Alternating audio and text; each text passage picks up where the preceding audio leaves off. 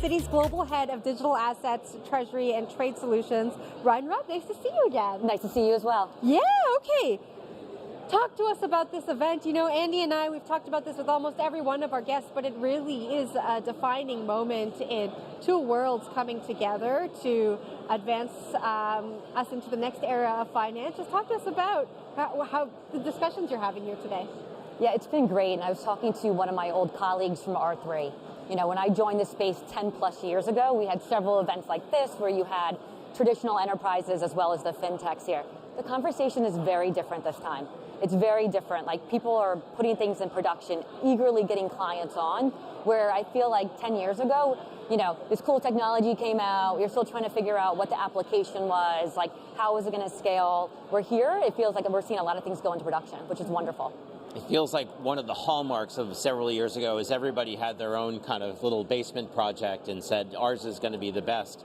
This feels like the essence of the era where people start to reach out and work together, which is critical. I mean, we're both coming from a banking background and living with SROs and cooperation and things like this, the only way to make things work. Are we there yet, or do we have to wait longer? But that's so true. Like, I think at the beginning, people thought it was proprietary, right? Like, yes. If it was mine, it was nobody else's. Where the technology itself, decentralized, bringing multiple parties together to solve problems, like, as an industry, we have to work together, right, and solve these problems. So I do feel like it. I feel like the amount of interest that we've seen in the market, you could see it by the volumes. We're definitely at an inflection point in the market. We know that banks have a tremendous headwind with respect to at least holding digital assets on balance sheets from capital requirements, things like that, not to mention, you know, reputational risk, and Citi is a conservative and large organization with a lot of power, but also a lot of reputation to preserve. Does this give the bank a way to sort of get more serious about blockchain technology in such a way that the wealth and retail side that also wants to have tokens in portfolios, is this another way to make the case for the investment and trading side to make sense for the firm? So if I think about one of Citi's key strengths, it's our network, right? We serve 19,000 clients, 85% of them are Fortune 500. We're in, 90 plus markets. We move $5 trillion a day. So when I think about this space, it's another network, right? What does the future of networks look like?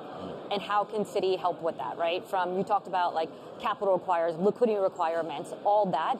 You know, as we are starting to see more client demand, that's what we're based on. So it has to do with like technology maturity, which we've seen in the last 10 years, regulatory clarity, operating, as you mentioned, within the risk frameworks that we have within a large enterprise. But as client demand, we want to make sure we meet our clients where they are at the journey. Right.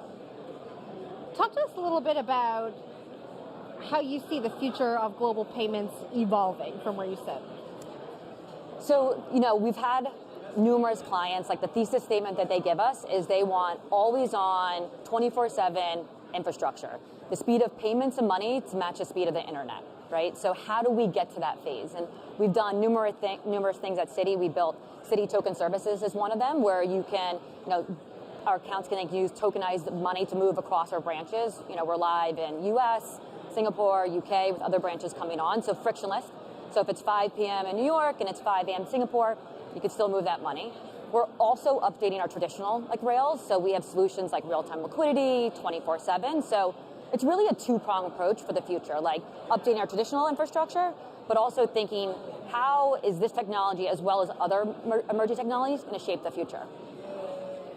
What are some of the challenges you come up against? Because everyone who's sat at this desk today has spoken very positively about everything that's going on, and I know that things are advancing at a really quick pace, but there has to be some roadblocks standing in your way.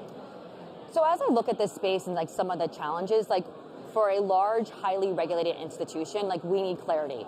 We need to make sure from a regulatory standpoint, technology standpoint, risk, compliance, all that what we're doing is safety and sound. Because that's what we're focused on, is our clients, making sure that any solution that we bring to the market really has that stability. That's what clients have come to us for all these years for. So providing clarity in this space on where we can operate and what we can do for clients, I think adds a real element of trust. I mean, will the U.S. regulatory changes set the tone? Because you just mentioned moving money across countries. You have the new regulatory environment in Europe. You kind of have to do something that keeps everybody happy. That must require immense staff, immense research. You can't make mistakes. Will the U.S., I think, this new chapter, do you think it will loosen things up in places like Singapore, Hong Kong, Central Europe? So being a U.S. domiciled entity, we're going to always fall to U.S. regulation. Yep. That said, an example is like Citi Token Services. We went through the U.S. 1179 process, but then in addition worked with, our first branch that we launched was in Singapore. So worked with the MAS. So every branch that we launch in, yep, working with those regulators as well to make sure that they understand the system, make sure they understand.